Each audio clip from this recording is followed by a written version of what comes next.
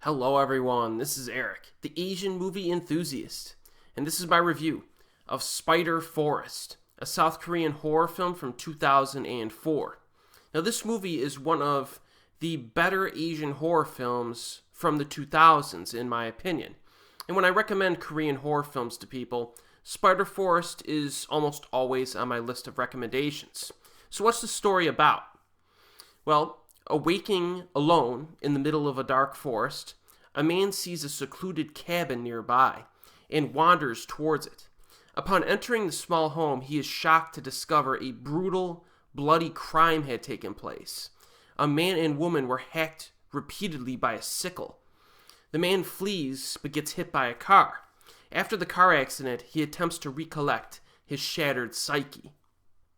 Now, the first and possibly most important thing to know about Spider Forest is that it has a very intelligent script that operates almost like a puzzle-solving film. So one might compare this to something like A Tale of Two Sisters. But that film was about 90% objective facts and maybe 10% subjective interpretation.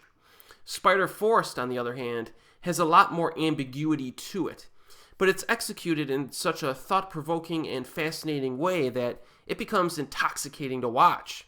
So in some ways, this is a puzzle-solving film, but at the same time, it is an entirely different beast from a typical puzzle-solving movie, because I question whether or not all of the pieces of this particular puzzle are meant to fit together perfectly. So every time I end up watching this movie, and I've seen it like 10 times now, I end up like changing my interpretation of it. I keep changing my mind. I simply cannot nail down like a specific explanation that explains all of the events in the film. There are multiple interpretations of this film on the internet, all of which are pretty reasonable, I think. So you have a little bit of leeway with this one. Now, sometimes it can get frustrating to watch a movie that you cannot figure out definitively. At least I can't figure this one out. But that's what makes Spider Forest so special. It's somehow an interesting and captivating experience, despite the fact that it will melt your brain at times. And it's pretty fascinating on repeat viewings as well. I really like rewatching this one. Thematically speaking, there's a lot of emphasis on the subconscious and memory. As a viewer, you feel like you're caught in this like nebulous area throughout the film. You feel like you're watching something that's reality, but it's also a mix of like bad memories and also maybe some supernatural things going on as well. And each scene you're trying to figure out like, did this actually happen, or what's going on here? You know what I mean? So this is one of those deliberately paced films that really messes with your mind. It begins rather simplistically, pretty easy to follow during the opening third, pretty straightforward, but gradually it becomes more complex and web-like. So all of these psychological elements will play well to fans of someone like David Lynch. If you're a fan of him, definitely check this movie out. If you're not a fan of him, definitely check this movie out. I mean, I think this is better than most of the films of his that I have seen, and I've seen almost all of his theatrical stuff. So Spider Forest has some pretty good stuff in it. There are some good character moments in this as well, and drama.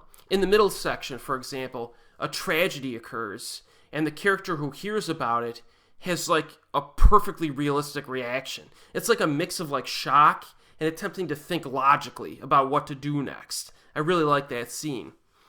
You could feel the frustrations of our lead protagonist as well in his day-to-day life. Performances are really good across the board. Aesthetically, this has like a dreamy, hypnotic type of experience, and it's also quite disturbing at times. It's more of like a disturbing atmosphere. It's reliant on, I guess, referencing or showcasing the dark aspects of human nature. At the same time, however, it's also beautifully shot.